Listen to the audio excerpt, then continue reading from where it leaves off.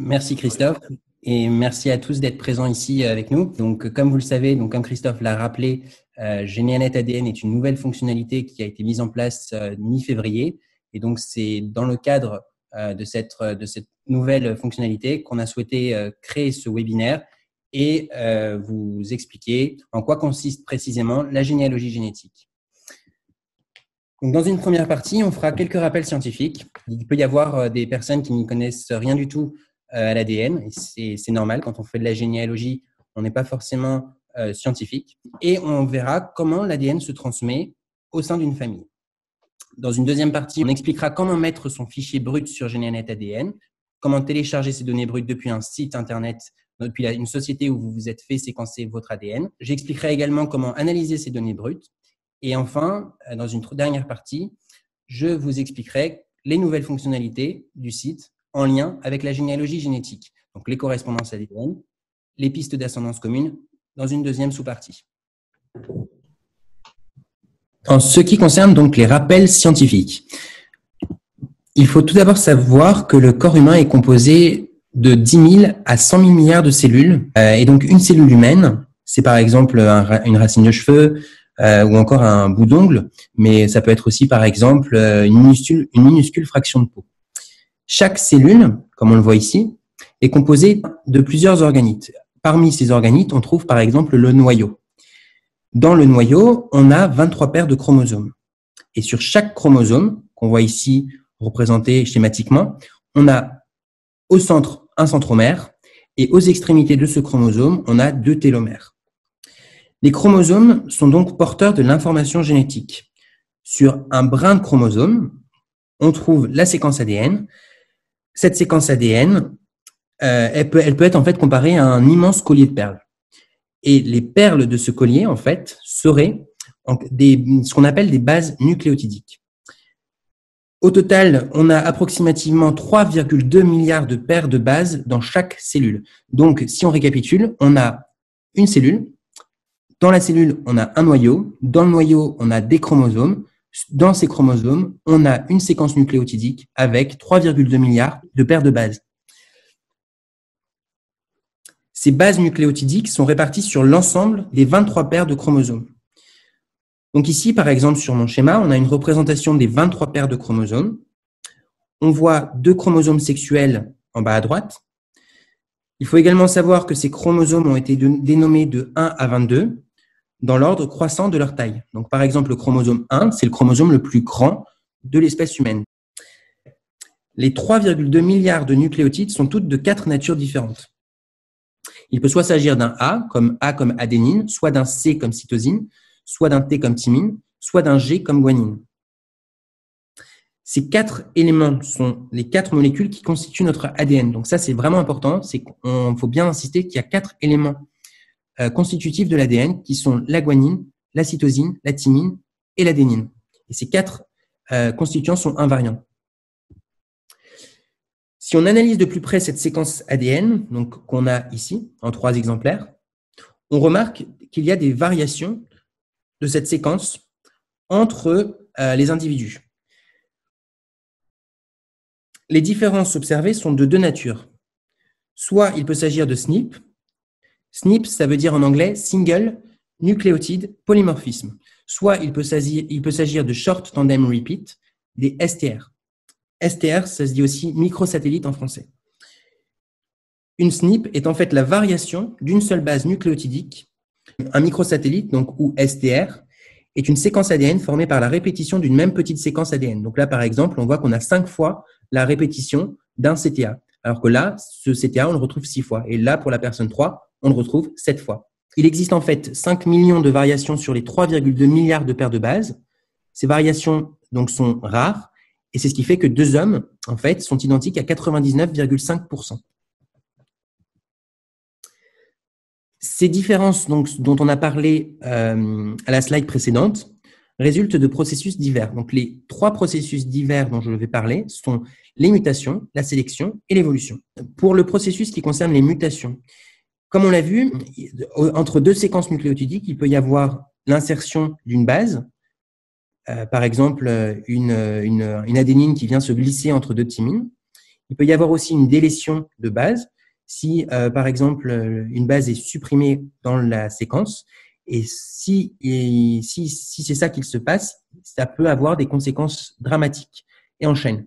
C'est-à-dire que la séquence transcrite sera elle aussi différente, et donc la protéine produite sera différente. Il peut y avoir aussi une substitution, c'est juste quand il y a une inversion. La sélection est un processus au cours duquel seuls les individus présentant des caractéristiques données survivent. Et enfin, l'évolution est le processus au cours duquel les générations et les individus acquièrent des caractéristiques génétiques différentes. Donc maintenant que tout est clair au niveau de la cellule, on peut analyser comment se transmet l'ADN au cours des générations. Donc, le père comme la mère produisent deux gamètes. Ils produisent ces deux gamètes au cours d'un processus qu'on appelle méiose. Le père produit un spermatozoïde, tandis que la mère produit un ovule. Le spermatozoïde et comme l'ovule sont constitués d'un seul brin. Ce brin est une recombinaison de l'ADN paternel qui, lui, était constitué de deux brins. Ces deux brins provenaient du grand-père paternel pour un brin et de la grand-mère paternelle pour l'autre brin.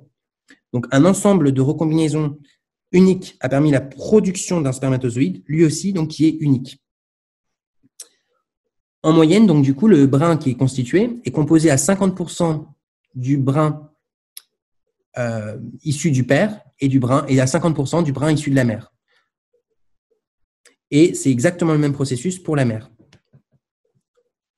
Donc, en fait, de tout ça, il résulte un enfant qui partage 50% de son ADN avec son père et 50% de l'ADN avec sa mère. Donc là, par exemple, on voit qu'on a bien un brin qui vient du père et un brin qui vient de la mère. Dans les 50% qui viennent du père, on a un morceau vert qui vient du grand-père paternel et un morceau beige qui vient de la grand-mère paternelle. Et c'est exactement la même chose, par symétrie, pour la maman. Si on rajoute une génération, c'est exactement le même processus. On voit que le père et la mère sont à 50% issus de leurs parents respectifs. Et donc l'enfant a bien 25% de l'ADN de son grand-père paternel, 25% de l'ADN de sa grand-mère paternelle, et la même chose, 25% de son grand-père maternel et 25% de sa grand-mère maternelle. Tout ça nous permet de dresser un tableau qui donne le pourcentage d'ADN partagé en moyenne au sein d'une famille. Je suis situé à gauche de l'arbre généalogique, donc dans ce tableau, et on voit que je partage 50% de mon ADN avec mon père. Et je partage également 25% de mon ADN avec mon grand-père, et ainsi de suite. On voit que à mesure qu'on s'éloigne de moi, les pourcentages diminuent.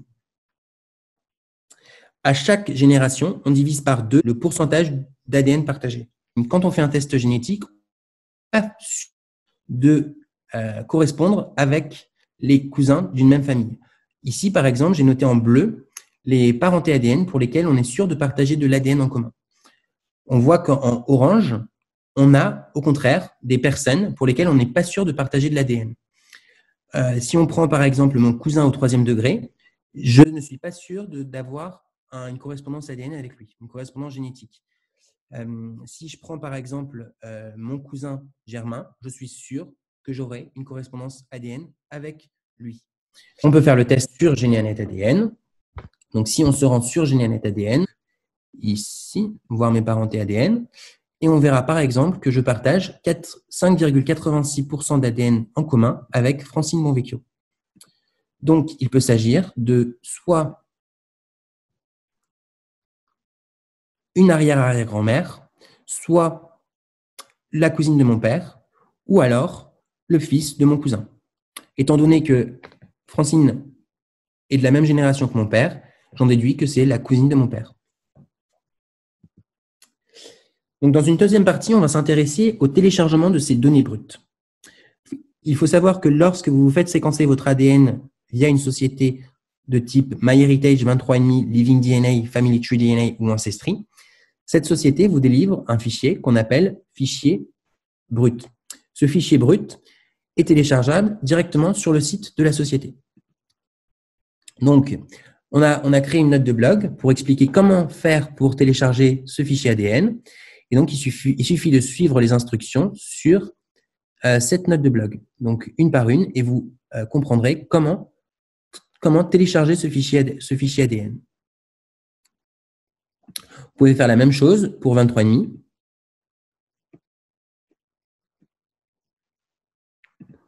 Ou pour Living DNA, par exemple. Je ne vais pas tous les faire, mais toutes les sociétés ont leur note explicative. Une fois téléchargé, vous pouvez ouvrir votre fichier ADN sur votre ordinateur. Donc là, j'ai fait le test ici. Quand vous ouvrez ce fichier ADN, vous voyez donc à gauche l'allure qu'il a. Donc, dans une première colonne, on va avoir le nom du marqueur. Le marqueur est le nom scientifique donné pour une SNP. Il n'existe donc pas deux marqueurs qui portent le même nom. En face du marqueur, vous avez le numéro du chromosome et ensuite la position et enfin le génotype. Donc là, par exemple, ça se lit comme ça. Pour le marqueur RS 54 80 49 170 sur le chromosome 1, à la position génomique 69 869, j'ai le génotype TT. TT veut dire 2 thymine. Il y a quelquefois 2 tirets. Cela correspond à une erreur de séquençage, c'est-à-dire que la société n'a pas réussi à donner une valeur pour le marqueur où il y a les 2 tirets. Une société séquence en moyenne 700 000 marqueurs, donc ça peut aller de 600 000 à 800 000 marqueurs. Et grâce à ces marqueurs, elle arrive à vous donner vos correspondances ADN. Donc, je me suis intéressé aux données brutes au sein de ma famille. Donc, ce que j'ai fait, c'est que j'ai concaténé toutes les données brutes de ma grand-mère, de mon père, de ma mère et de mon frère. Donc, par exemple, si on regarde la première ligne, on voit que pour ce marqueur-là, le RS 313 19 72, nous avons des génotypes différents. Par exemple, ma grand-mère est GG, tandis que ma mère est AG, comme mon frère et moi. Et mon père, lui, est GG.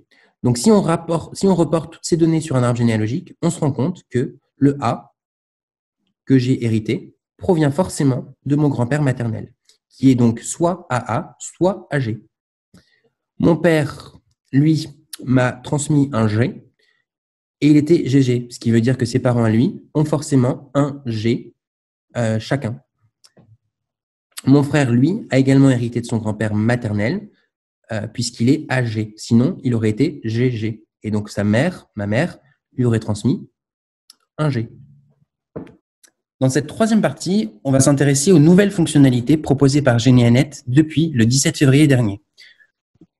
Lorsque vous vous rendez sur GeneaNet, vous avez un onglet ADN. En cliquant sur « Envoyer un fichier ADN », vous trouvez cette page, ici, qui s'intitule « Importer un nouveau fichier ADN ». Je vous propose qu'on fasse le test et qu'on envoie mon fichier ADN sur GeneaNet. En allant sur ADN, envoyer un fichier ADN, j'ai donc cette page qui s'affiche. Ici, dans cette rubrique, je peux sélectionner mon fichier ADN qui est présent sur mon disque dur. Donc, je le fais. Et je peux dire à droite s'il s'agit de mon ADN ou de l'ADN d'une autre personne.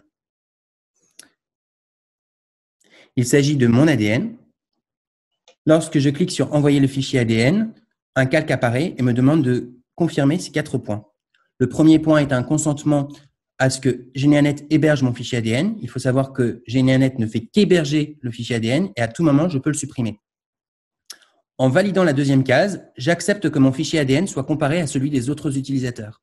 Je dois également certifier être majeur et accepter l'intégralité de la charte ADN de GeneaNet. Donc, je le fais et je confirme l'envoi.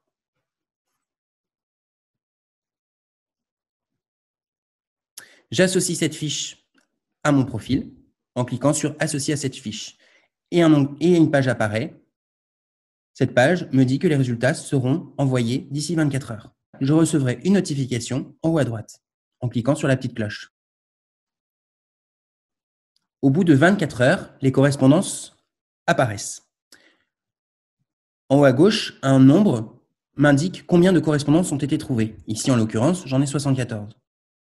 Vous pouvez également faire le tri en haut à droite pour trier en fonction de la date de découverte ou du degré de parenté.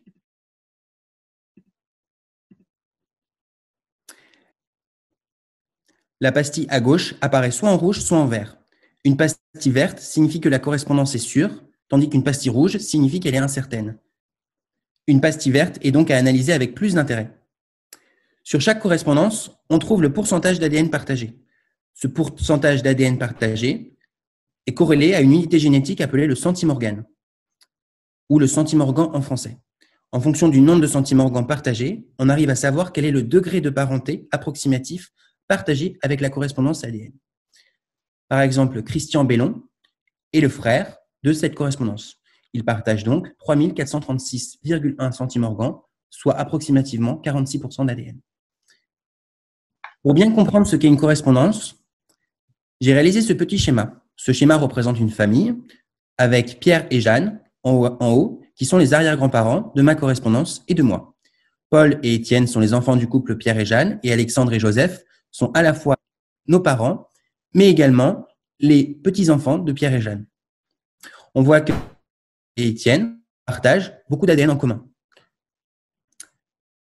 Alexandre et Joseph partagent également une correspondance ADN que j'ai reportée à droite du schéma. On voit que les correspondances sont notées 1 et 2. Ces correspondances correspondent aux parties vertes claires et aux parties vertes foncées, à gauche et à droite de l'ADN. On voit que ces correspondances vont être diluées entre ma correspondance et moi. On partagera moins d'ADN en commun que nos parents respectifs. Comme on le voit, la partie partagée est beaucoup moins grande que pour nos parents respectifs. Certaines correspondances ADN sont incertaines, c'est-à-dire que la pastille qui s'affiche est rouge au lieu d'être verte. Ces correspondances ADN sont peu fiables et il faut les considérer avec beaucoup de précautions. Vous pouvez donc exclure une petite correspondance dans 3 cas. Le premier cas, c'est si vos parents ne sont pas apparentés à cette correspondance. Encore faut-il que vos parents aient fait un test ADN, bien sûr. Vous pouvez également exclure une correspondance si cette correspondance a des origines totalement différentes par rapport aux vôtres.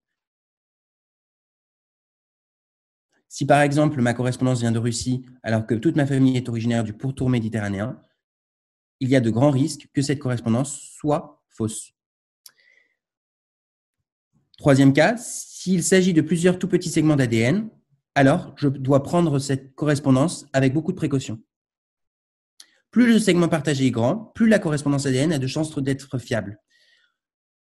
On a des chances de retrouver un ancêtre commun via les archives à partir de 40 centimorgans d'ADN partagé. GeniaNet a mis en place des outils adéquats pour retrouver les parentés. Le premier outil mis en place s'appelle les pistes d'ascendance communes.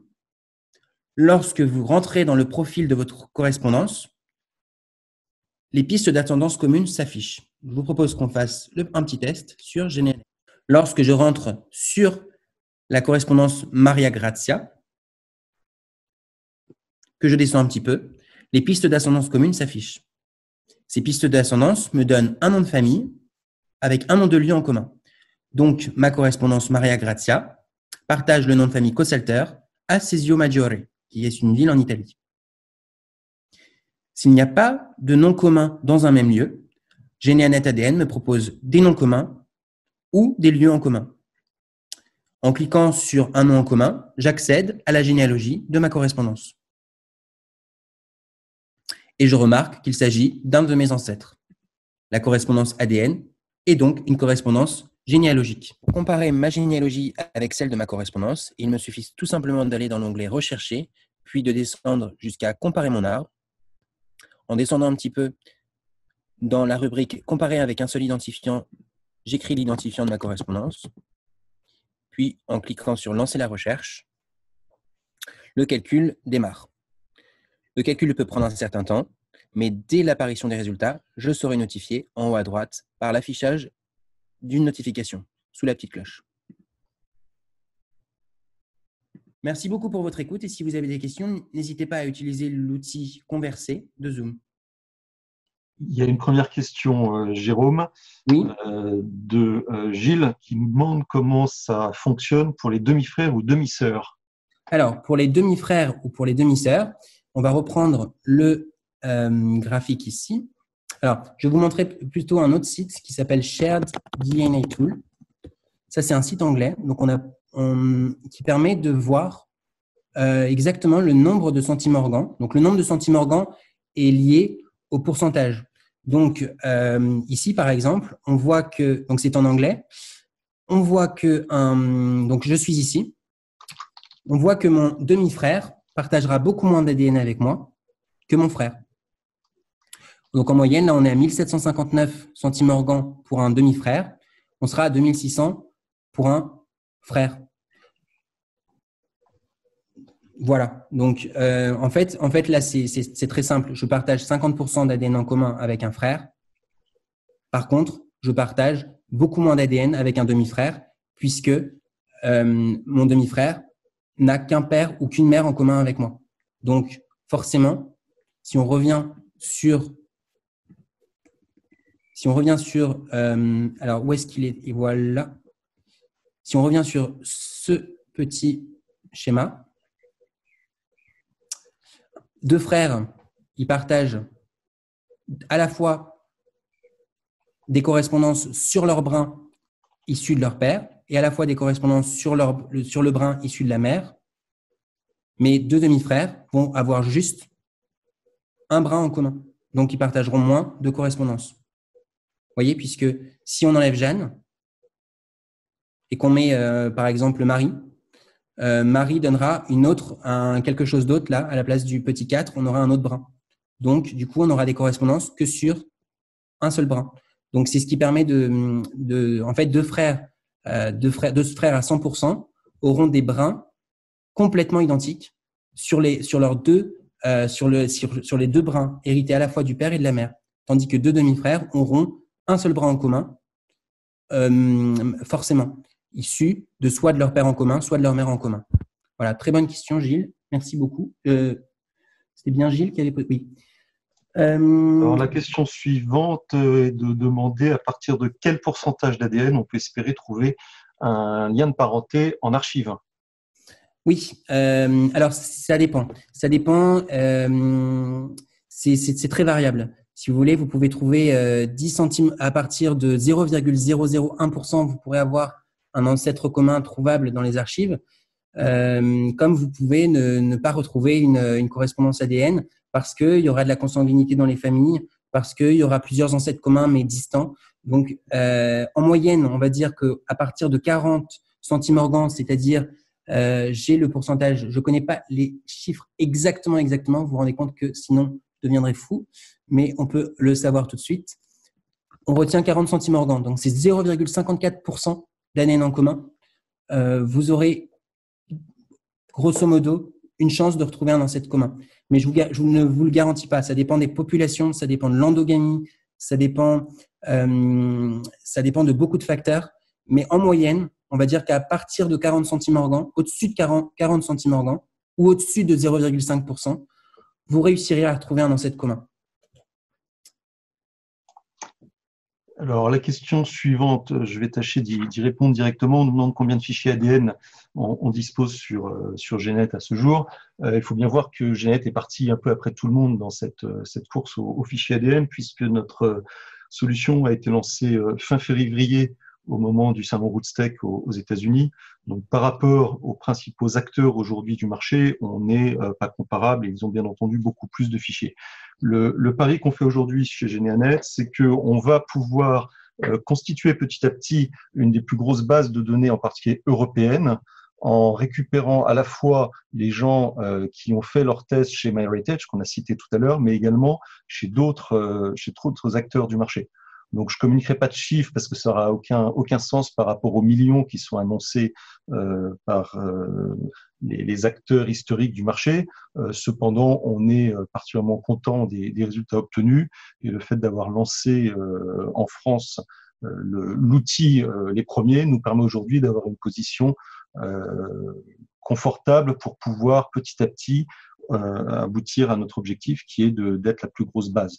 On a déjà beaucoup de témoignages de gens qui, comme Jérôme, ont pu retrouver des cousins éloignés grâce à cet outil, sachant bien entendu que l'ADN reste et restera un outil au service de la généalogie et ne remplacera en rien la généalogie traditionnelle telle qu'on peut la pratiquer depuis de nombreuses années. Exactement. Est-ce que nous avons d'autres questions ?